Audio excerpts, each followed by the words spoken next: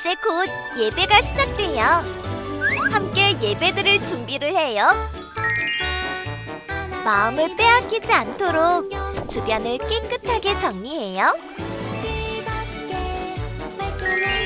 깨끗하고 단정한 옷을 입어요. 예배 시간에는 돌아다니거나 눕지 않아요. 음식도 먹지 않아요. 찬양은 큰 소리로, 기도는 아멘, 말씀은 두 귀를 쫑긋. 준비되었나요?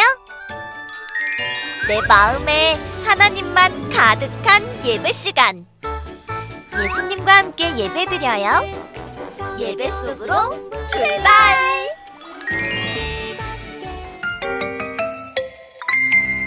하늘에 계신 우리 아버지, 아버지의 이름을 거룩하게 하시며 아버지의 나라가 오게 하시며 아버지의 뜻이 하늘에서와 같이 땅에서도 이루어지게 하소서. 오늘 우리에게 일용할 양식을 주시고 우리가 우리에게 잘못한 사람을 용서해 준 것 같이 우리 죄를 용서하여 주시고 우리는 시험에 빠지지 않게 하시고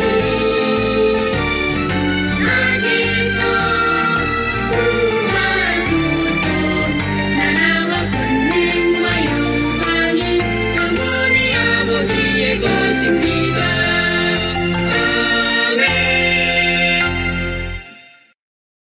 샬롬! 사랑하는 친구들, 오늘은 2024년 3월 31일 하나님께 예배하는 주일이에요. 특별히 오늘은 예수님이 죽음을 이기시고 부활하신 것을 기념하는 부활주일이에요. 다 함께 기도함으로 하나님께 예배의 자리로 나아가겠습니다.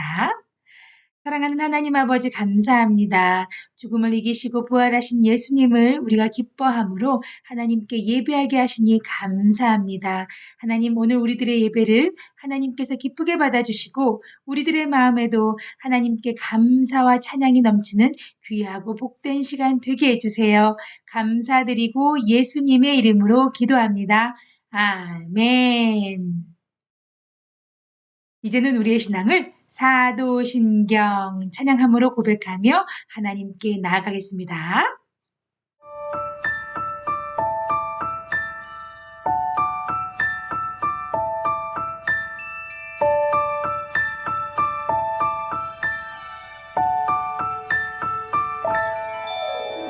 나는 전능하신 아버지 하나님, 천지의 창조주를 믿습니다. 나는 그의 유일하신 아들 우리 주 예수 그리스도를 믿습니다. 그는 성령으로 잉태되어 동정녀 마리아에게서 나시고 본디오 빌라도에게 고난을 받아 십자가에 못 박혀 죽으시고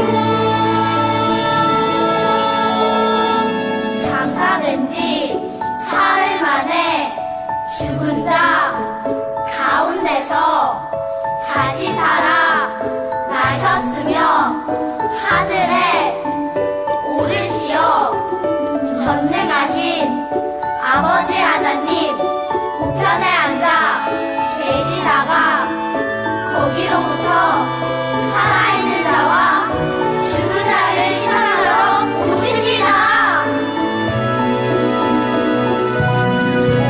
나는 성령을 믿으며 거룩한 공교회와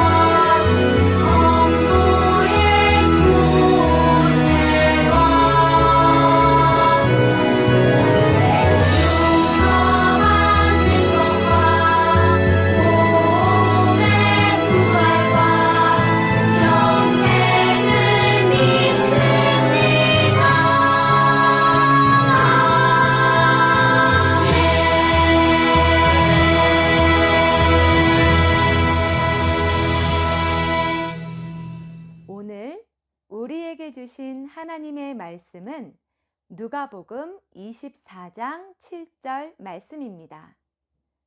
하나님의 말씀을 읽겠습니다.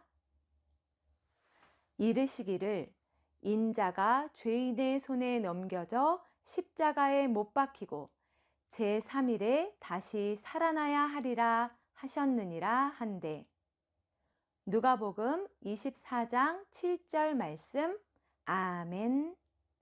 이것은 살아계신 하나님의 말씀입니다. 안녕하십니까. 그날이 알고 싶다입니다. 이것은 돌무덤입니다. 보시다시피 안이 텅 비어 있습니다. 이 무덤은 바로 십자가에 못 박혀 죽은 예수라는 이의 무덤입니다. 놀라운 것은 예수를 장사 지낸 지 정확히 3일째 되는 날 시신이 사라졌다는 것입니다. 그런데 더 이상한 것은 이전에 예수와 함께 했던 사람들의 반응이었습니다. 그들은 예수의 시신이 사라졌는데도 슬퍼하지 않았습니다. 오히려 기쁨으로 가득 차 있다는 제보가 끊임없이 이어지고 있는데요. 과연 이 무덤에서 무슨 일이 일어났는지 그날의 비밀을 파헤쳐 보겠습니다. 우리는 정확한 사실 확인을 위해 예루살렘으로 향했습니다. 그리고 그곳에서 기뻐하는 예수의 제자들을 보았다는 사람들을 만날 수 있었습니다. 전 그 예수라는 이가 제자들과 함께 다니는 것을 많이 봤습니다. 그들은 거의 가족이나 다름없었죠. 그러니 당연히 예수의 죽음으로 인한 충격이 클 수밖에요.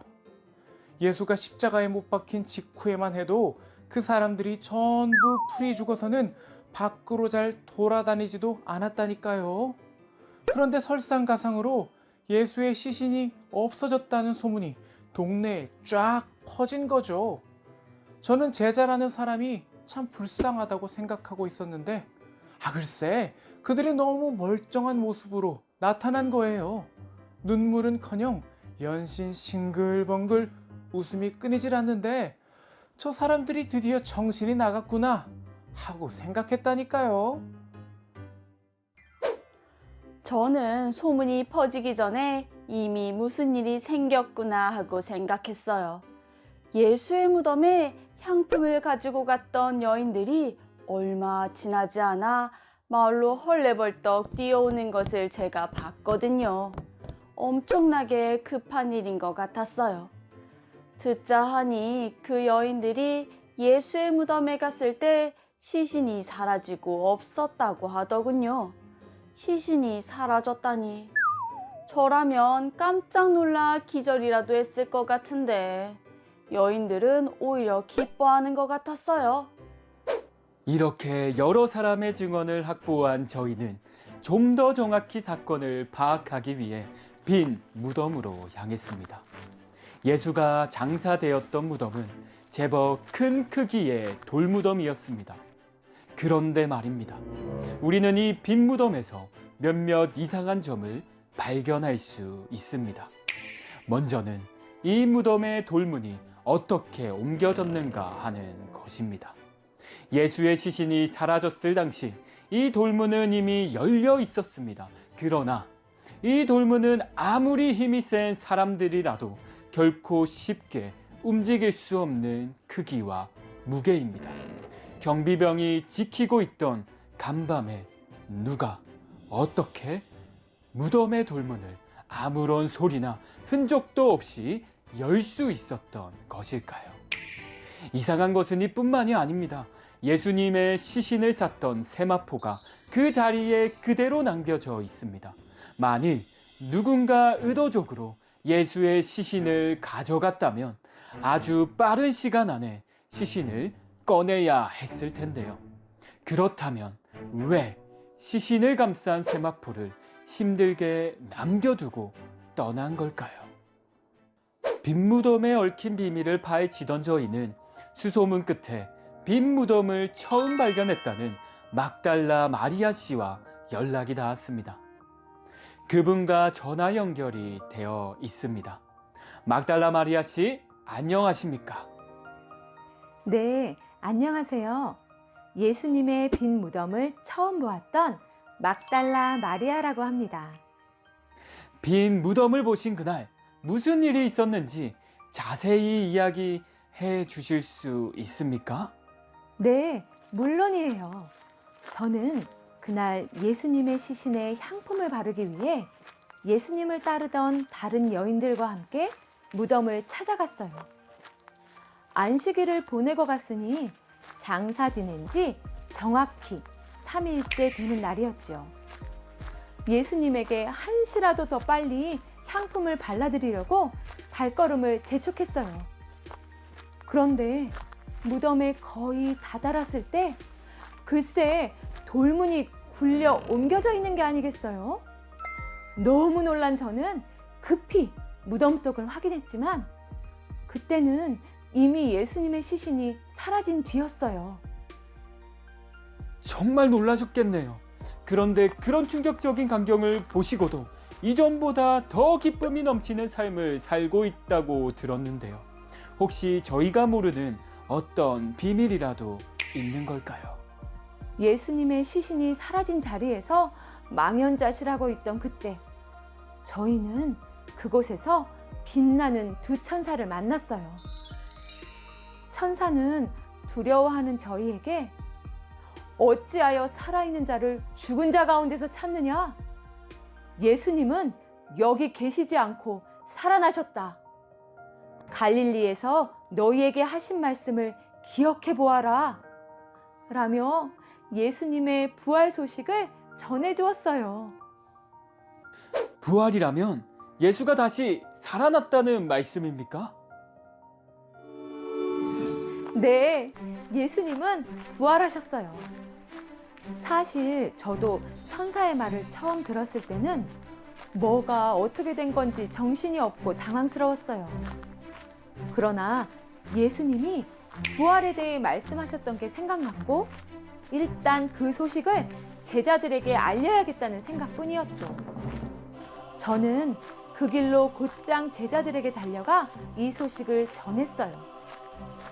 제자들도 처음에는 바로 믿지 못했습니다. 예수님이 이미 저희에게 부활하실 것을 말씀해 주셨는데도 말이지요.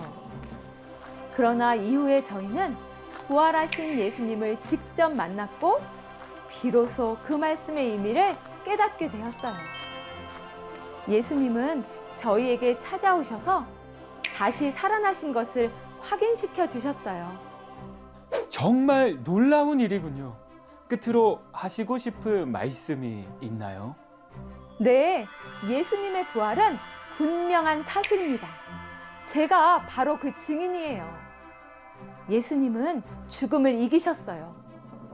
예수님의 빈 무덤은 우리에게 기쁨과 소망이 되었어요. 그리고 예수님의 부활을 믿기만 하면 누구든지 영원한 생명을 누릴 수 있답니다. 예수님은 여러분 모두를 부활의 기쁨 가운데로 초대하고 계세요. 여러분과 이 기쁨을 꼭 함께 누리고 싶어요. 모든 사건의 정황상 빈무덤의 비밀은 예수의 부활이 확실한 것으로 보입니다. 이제 우리가 해야 할 일은 예수님이 살아나셨다는 소식이 더욱 많은 사람들에게 알려질 수 있도록 열심히 전하는 일일 것입니다. 지금까지 그날이 알고 싶다의 강주원이었습니다.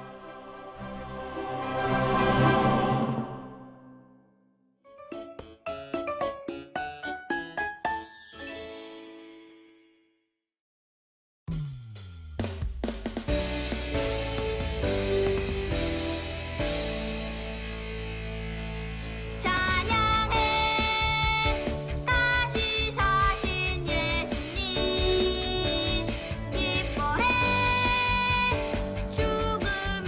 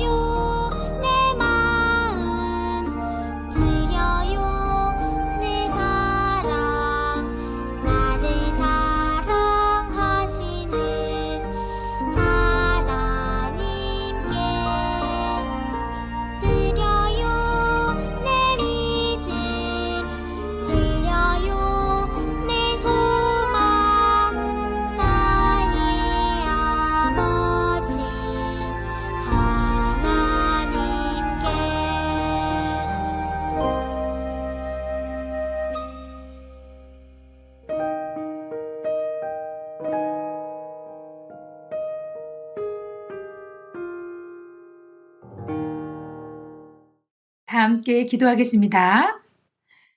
주 예수 그리스도의 은혜와 하나님의 사랑과 성령의 교통하심이 죽음을 이기시고 부활하신 예수 그리스도를 믿음으로 그리고 또한 이 귀하고 복된 소식을 많은 사람들에게 전하며 살기로 다짐하는 사랑하는 친구들 머리 위에 지금으로부터 영원토록 함께 하옵시기를 간절히 축원하옵나이다.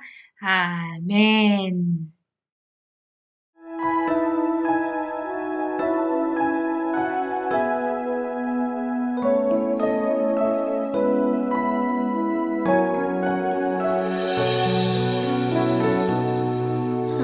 하나님은 나에게 복을 주시고 언제나 지켜주시길 원해요. 하나님은 나에게 얼굴을 비추고 은혜와 평강 주시길 원해요. 하나님은 너에게 복을 주시고 언제나 지켜주시길 원해요. 하나님은 너에게 얼굴을 비추고 은혜와 평강 주시길 원해요.